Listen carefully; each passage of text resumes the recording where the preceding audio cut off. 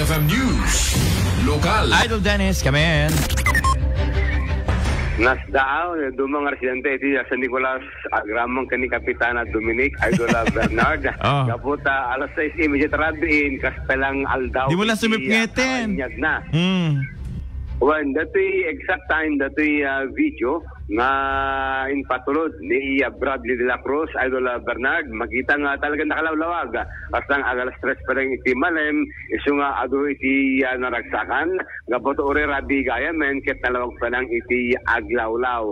Magita iti atangatang maliwalas, iti alangan no, adalag iti ulap, iti igid na nga masimbolo nga iti agdalabaga na nga limneken ni Apuinit game, inget lawag pa ng iti aglawlaw, Idol Bernard.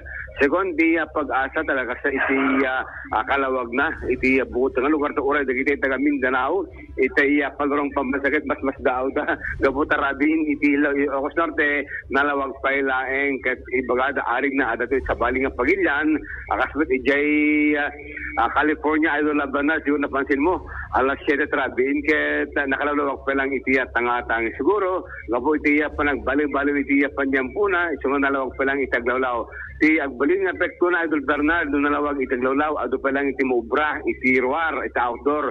Masapol nga kita ininimbag, kung sa kita maliklikan, datay apan nakalito iti oras, aglalo na iti schedule ng appointment, wano, panagsarek iti trabaho. So, iti kalman, Idol Bernard, talaga nga makita dati kinalawag aglawlaw, iti ilit sa Nicolas Ilocos Norte, ala, hangatamit na sila sa Idol Bernard, sa urit tangatang, permit lawag na, nakaslang malempala yung iti langana.